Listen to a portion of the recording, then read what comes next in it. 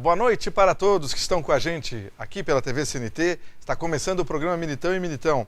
E com a seguinte notícia, aliás, uma boa notícia. Em dezembro inaugura em Londrina o restaurante La Pasta di Aglia, lá no Aurora Shopping, que é assinado pelo famoso chefe Sérgio Arno, né? E o titular, o empresário londrinense Rogério Gomes Pereira, é quem vai ser o titular desse restaurante. Ele é o empresário dono da Fredo, né? E o Sérgio Arno esteve aqui inclusive provando o sorvete da Fredo, gostou demais. Esse restaurante do Sérgio Arno e do Rogério realmente será um restaurante de extrema qualidade lá no Shopping Aurora. Inaugura em dezembro, hein? Muito bem, você pode ir amanhã no Hashimitsu. O ateliê de delícias Hashimitsu é a melhor doceria de Londrina. Agora com 6 lojas espalhadas pela cidade, inclusive no Shopping Catuaí. E sempre com uma linha completa de produtos irresistíveis. Venha conferir! E aproveite para almoçar ou jantar no Gin-Gin. Gin-Gin, o momento mais gostoso do dia. Gin-Gin, pode ser a sua hora do almoço. Gin-Gin, sozinho ou com a família. Gin-Gin, na Gin-Gin é delicioso. Vem, aqui sempre é feito na hora.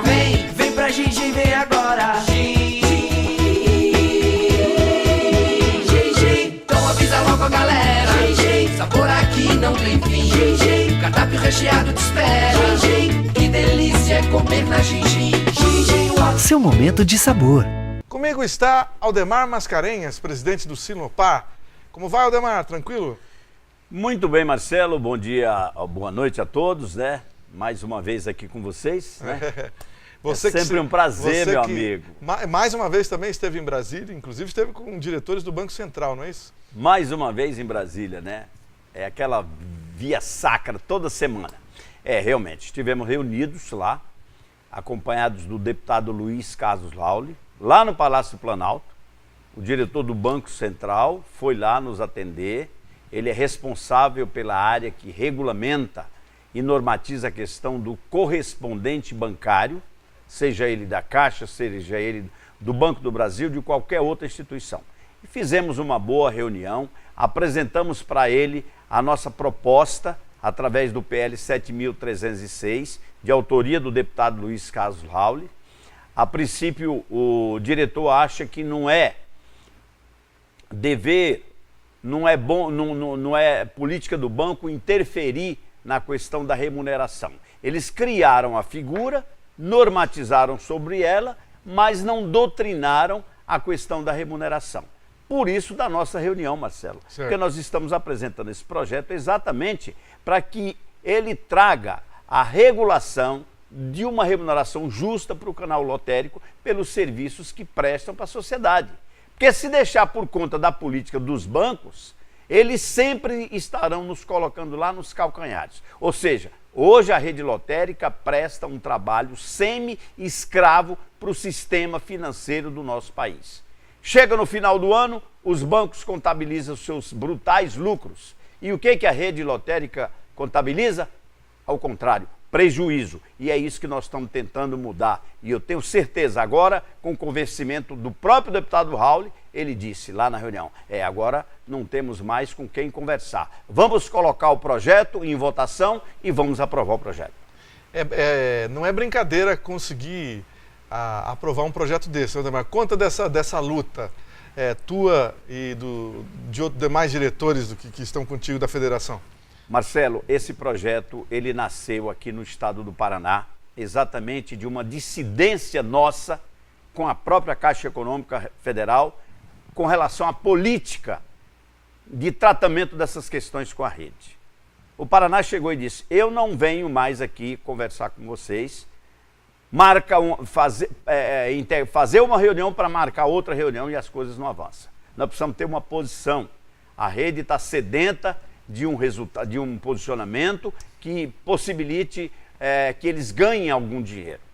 E a partir dali, nós que demos o pontapé nesse rompimento, nós fomos os primeiros a buscar também uma solução para resolver o problema. E conversando com o meu amigo Luiz Carlos Rauli, a gente veio essa ideia de criar um projeto de lei. Mas aí você vai dizer, gente, mas você vai criar um projeto de lei para regular o pagamento, dizer quanto o cara vai ganhar? É meio estranho, né? Mas com o governo não pode ser diferente, não. E com o banco também não pode ser diferente. Pior ainda, né? Pior ainda, eles querem ganhar o máximo com a lei do menor esforço. E aí que o projeto surgiu, ele veio, ganhou o seio do parlamento, foi amplamente debatido em todos os segmentos dentro do Senado, líderes partidários, conversamos com Febraban, conversamos com Caixa Econômica, conversamos com liderança de governo, conversamos com o Palácio do Planalto, conversamos agora com o Banco Central. Quer dizer, já conversamos, fizemos tudo o que tinha que fazer. Isso dá um trabalho que não é brincadeira, não. É verdade. Fora toda semana lá. Um grande número de parlamentares que você foi ao gabinete, encontrou parlamentares, líderes e tudo mais. Mas, graças a Deus, a simpatia da rede dentro do parlamento é muito grande. E a nossa causa é justa, nós não estamos pedindo nada demais. Nós queremos uma tarifa mínima que seja respeitado o equilíbrio econômico e financeiro da atividade.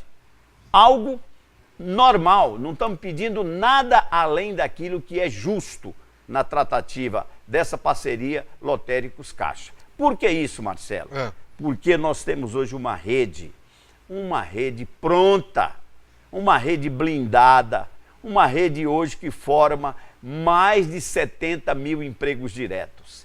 Que representam mais de 3 bilhões de autenticações no ano. 3 bilhões? E que vende quase 15 bilhões de loterias todo ano. Desse total, metade fica para o governo. É muita coisa, hein? Só a Caixa ganha com o nosso negócio. Só em loterias, mais de 1,5 bilhão todo ano. Ela contabiliza no seu balanço. É parte importante do lucro da Caixa. E os lotéricos estão aí morrendo à míngua. O projeto de lei vem exatamente para regular essa relação na questão do correspondente, porque a loteria ela já tem um percentual estabelecido. Certo. Apesar de que nós temos uma demanda fortíssima aí, que a Caixa está fazendo divulgação nos meios, nos canais de imprensa, que vai lançar a loteria na internet. Concorrência desleal, em outras palavras. Totalmente, não respeita o princípio da isonomia de tratamento. E olha, não vamos aceitar gratuitamente da forma como ela está colocando, não. Nós vamos postular através da justiça, nós vamos buscar caminho para manter a nossa condição de empresários que somos importantíssimos nesse país. Olha aí, os Correios estão fechando o Banco Postal. Por quê? Está tudo Porque quebrado? Não tem uma liderança, não tem ninguém que fale em nome deles. Foi obrigado agora o Banco do Brasil se responsabilizar pela segurança, botando um segurança na porta de cada posto desse atendimento e provavelmente porta giratória até o final do ano, porque depois desse período eles vão fechar. Naturalmente, essa gente vai migrar para as lotéricas, que é onde a rede está pronta, entendeu? E, infelizmente, não dão valor a um segmento que está pronto e que representa muito para as pessoas que precisam do atendimento. São mais de 120 milhões de pessoas todo mês passando nas lotéricas. Então, o próximo passo agora é o projeto entrar em votação lá na Câmara. O projeto agora deve entrar já na segunda quinzena agora de outubro, porque ele tem requerimento de urgência. Ele deve entrar em votação, na pauta de votação, e aí nós vamos fazer os ajustes necessários para que ele não tenha nenhum tipo de discussão após a aprovação na Câmara. Até isso tem que tomar cuidado. Claro, nós estamos preparando já o Senado também e preparando a Presidência da República para não ser vetado. Tem tudo É isso. um trabalho a 4, 5, 6 mãos e eu estou me doando para que isso realmente aconteça. Nós já temos experiência do passado, lá na época dos contratos, né, Marcelo? Então isso tem nos dado, assim, um aprendizado muito grande, e muito grande. E o Silopar, meus amigos, é o Sindicato dos Lotéricos aqui no estado do Paraná, do qual eu sou presidente, que representa os interesses dos lotéricos aqui no estado. E eu também integro a Federação Brasileira das Empresas Lotéricas, a Febralote, na condição de vice-presidente de assuntos parlamentares. Por isso essa minha luta, essa minha constante ida e vinda a Brasília. Forte atuação. E para você ter uma ideia de como é complicado lá em Brasília, o Senado manobrou e vetou, né, o autofinanciamento de campanhas, né? Agora ficou, pelo jeito, vai ficar só com aquele fundão público mesmo. Que você é contrário ao fundo público também, né? Eu acho porque o país, nesse momento, Marcelo, já existe uma fatia dentro do PIB que é destinado aos partidos políticos. É verdade. É um dinheiro que não tem uma contraprestação. Ninguém faz prestação de conta desse dinheiro. E quem mais recebe são os maiores partidos. tá? Mas todo mundo recebe. É uma cifra astronômica. Eu não posso precisar aqui o valor agora, mas é um percentual em torno de 1,5% a quase 2%. É bastante. Agora eles querem criar mais um fundão, já foi aprovado. Dinheiro público que vai para privilegiar os mesmos de sempre. Você sabe que esse dinheiro só chega na mão daqueles das velhas raposas. Os novos que querem inserir no processo, esses não terão chance. Entendeu? E eu sou contra pelo seguinte, porque o país vive um déficit no seu caixa hoje de quase 200 bilhões. Nossa, que coisa, hein? Entendeu? E aí você quer tirar ainda dinheiro para fazer campanha política? Meu amigo, é com trabalho. Se você mostrar para a sociedade, através das redes sociais, que hoje é intensa, que você é um deputado que merece o apoio da sociedade, que você é um deputado de resultado, não precisa usar dinheiro público para fazer campanha. É verdade. Busque no seu reduto, mostre o que você tem feito, se postule com um projeto satisfatório. Essa é a receita para se candidatar e ganhar a eleição aqui nesse nosso país. Obrigado, Aldemar Mascarenhas. Eu agradeço, uma boa noite a todos e fiquem na graça. Daqui a pouco tem mais. Super pré-internet da Sercontel. Para quem não sai da internet, franquia mensal de 4 GB sem bloqueio. Para quem quer ligar sem se preocupar com nada. Ligações locais e SMS à vontade para qualquer operadora. E para quem não quer se preocupar com recargas, recarregue e use por 1 ano por apenas R$ 4,90. Sercontel, super pré-internet. Você faz uma recarga, turbina seu celular e usa como quiser. Mais informações, ligue 1051.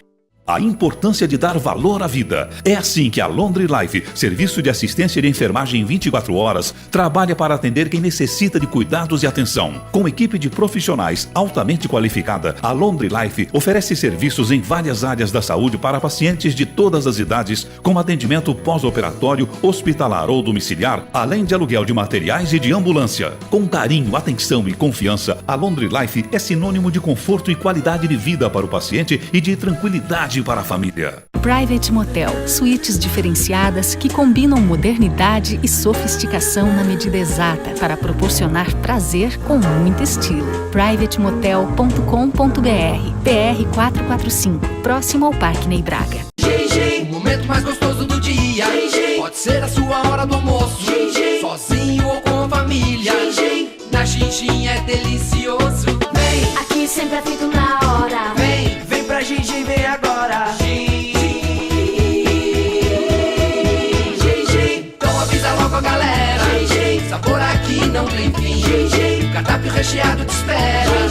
Que delícia é comer na Xinxin. Seu momento de sabor. Muito bem, de volta com o programa Militão e Militão.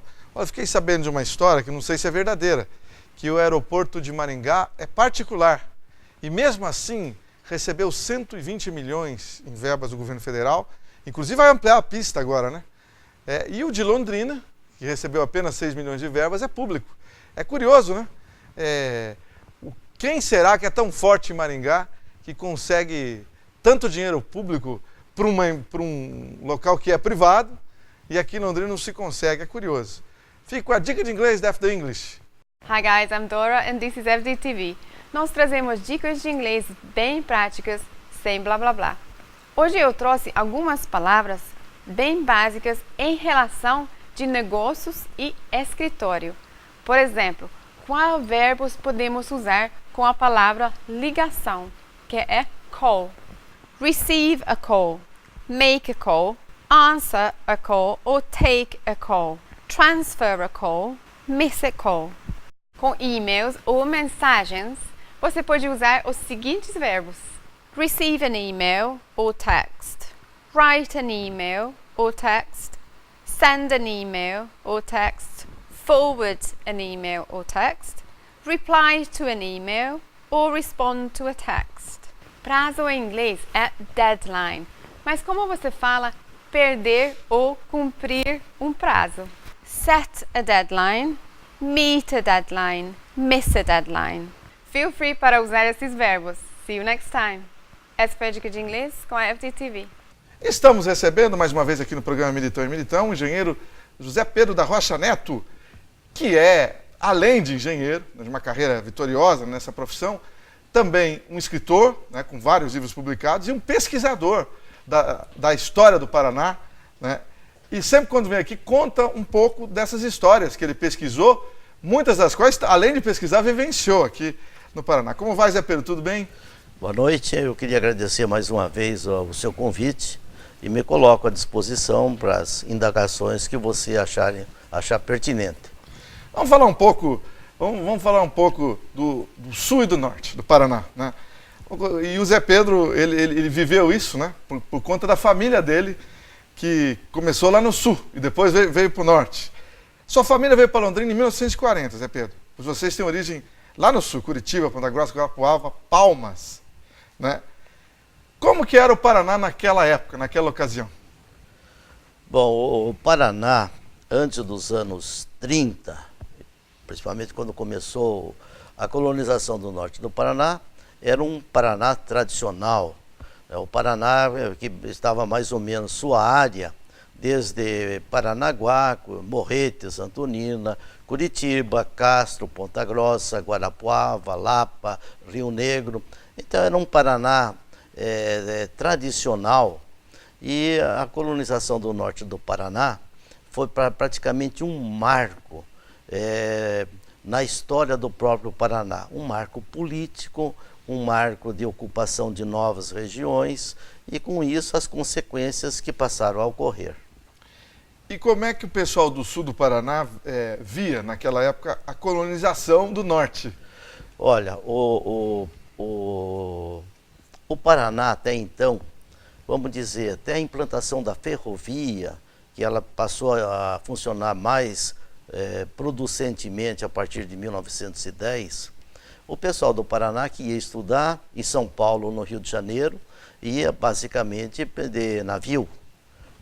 Os navios saíam de Paranaguá e as pessoas, os estudantes que iam estudar em São Paulo e no Rio de Janeiro, utilizavam-se da navegação marítima. E isso era uma constância.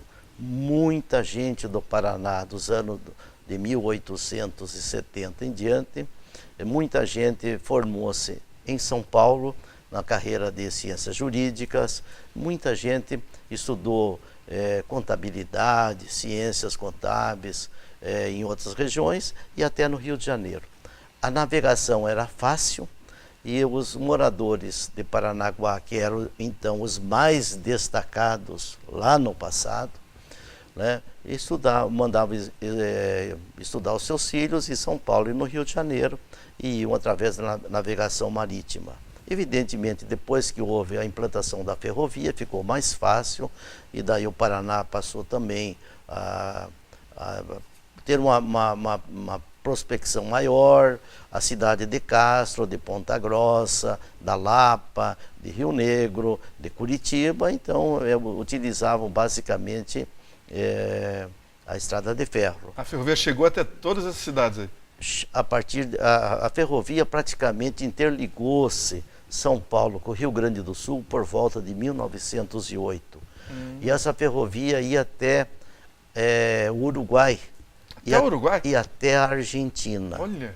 Então isso chegava de União da Vitória e ia a Santa Maria, que era um grande entroncamento ferroviário, de Santa Maria que ia para Porto Alegre, de Santa Maria que ia a Montevidéu, e de Santa Maria que, atravessando o Rio Uruguai, podia-se ir a várias cidades argentinas e até mesmo a Buenos Aires. Interessante, né? E que tipo de reivindicações o pessoal do sul do Paraná fazia naquela ocasião junto aos políticos da época? Olha, o Paraná, os moradores do Paraná sempre foram muito atuantes nas suas reivindicações. O pessoal que cresceu com o Paraná tradicional, era Curitiba, Ponta Grossa, Castro, Guarapuava, Rio Negro, a Lapa, etc. eles reivindicavam desde há muito tempo, evidentemente, construção de estradas. Porque a estrada facilita o intercâmbio entre a própria cidade, né, o auxílio, o socorro. A estrada tem essa função muito destacada. Então o povo do Paraná tradicional, ele reivindica basicamente a estrada e basicamente a educação e assistência médica, certo, como é até hoje. É verdade, não mudou muito, não né? Não mudou muito. Né? E o que diferenciava, Zé Pedro, o atendimento por parte dos políticos para o norte em relação ao sul? Olha, eu diria que por volta de 1928, 1930, quando os governadores eram paranaenses, nascidos aqui, de famílias tradicionais, eles estavam voltados basicamente para o atendimento da estrada e da ferrovia. A ferrovia foi uma coisa que iniciou-se em 1885, ainda no Império, né, sob Dom Pedro II, mas as construções rodoviárias não. As construções rodoviárias elas tiveram muito tempo depois. Eu falei em 1928, 30, 32, o governador do Paraná era o Afonso Camargo, e ele era de Guarapuava, uma família de Curitiba também, e ele vivia sobre aquelas pressões das populações interioranas que queriam estradas. O Afonso Camargo começou a estrada em direção ao Paranaguá e também deu início à estrada do Cerne, que depois... Isso já no início dos anos 30? Dos anos 30, porque veio a Revolução do Getulista em 32 certo, e parou tudo. E depois veio o interventor Manuel Ribas, que deu início a várias estradas, entre elas a estrada do Cerne, que direcionou, que tinha o objetivo fundamental de alcançar o norte do Paraná. O norte do Paraná foi uma fagulha que incendiou tudo isso, porque ele foi uma colonização planejada, uma ferrovia que estava sendo implantada, colonizadores dotados de capitais. Eles vieram, mediram as terras, compraram as terras, procuraram superar todos os conflitos de propriedade. Então a colonização do Paraná foi um marco bem organizado e isso explodiu. E quando explodiu a colonização do norte do Paraná, aqui precisava escolas, precisava postos de saúde, precisavam hospitais, precisava estradas, e as estradas eram muitas, e a companhia colonizadora fazia isso, fazia a ferrovia, então era uma coisa que destacava muito o norte do Paraná. E o paranaense tradicional, lá do sul, que era o caso da família do meu pai, achavam que havia um direcionamento de parte dos governantes da época em atender o norte do Paraná e secundarizar a colonização do sul. Então isso sempre eu percebia quando era criança, e ia na casa dos meus avós em Palmas, em Guarapuava, em Curitiba, parentes nossos, que eles tinham praticamente, eu diria assim, mas não é a palavra certa, um ressentimento de que os políticos naquela época atendiam mais ao norte do Paraná, que é o Paraná tradicional até então existente. Olha, já vê uma polarização dessa época, né? Que curioso, né? E quanto ao sudoeste do Paraná, Zé Pedro? Já que essa região surgiu praticamente depois, né, da colonização do norte. O governador da época, tanto o interventor Manuel Ribas, que tinha origem em Ponta Grossa, como o Lupion, que o sucedeu, que tinha origem em Piraí do Sul, que era um paranaense tradicionalista, eles conheceram o norte do Paraná e viram a organização, como estava sendo feita essa ocupação das terras do norte do Paraná, e com equilíbrio, com bom senso, dentro de alguns critérios jurídicos.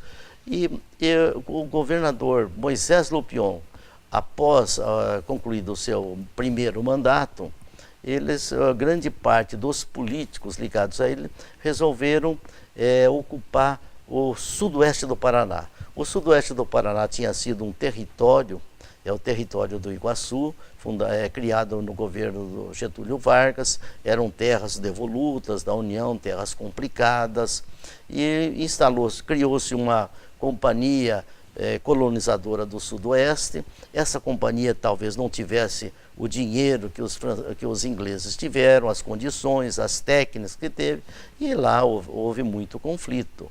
Evidentemente, o paranaense tradicional, dessas regiões mais antigas do Paraná, também se questionaram, e questionaram os políticos da época, porque quando foi extinto o território do Iguaçu, os gaúchos penetraram naquilo lá. Entraram com tudo para o Paraná. Entraram com tudo e ocuparam aquilo lá, eram terras fertilíssimas, de matas virgens e tal. E hoje o sudoeste do Paraná, embora criado depois da colonização do norte do Paraná, também é uma região muito próspera. É verdade. Daí também houve, então, um problema entre sul e sudoeste. Olha, antigamente dizia que o Paraná teria o estado do Paranapanema, o sul, o Paranapamonha, e o do sudoeste era o estado do Iguaçu, né? Era o Paraná para Iguaçu. Então, o Paraná, assim, jocosamente, era tido como, na realidade, 3 grandes seções, né? Que na brincadeira usavam esses apelidos. Não é brincadeira. E já estamos terminando. Você veio em 40 e voltou para estudar em Curitiba, mas voltou para cá, né? Você gostou mais do norte, então, pelo jeito. Olha, a gente, quando está sobre o jugo dos pais, a gente não tem que gostar daqui nem dali. A gente nasce e acompanha a família. E aonde a família está, a gente vai fazendo amizades, vai se interagindo, vai criando raízes, e no final a gente se considera pertencente àquele local que os nossos pais vivenciaram.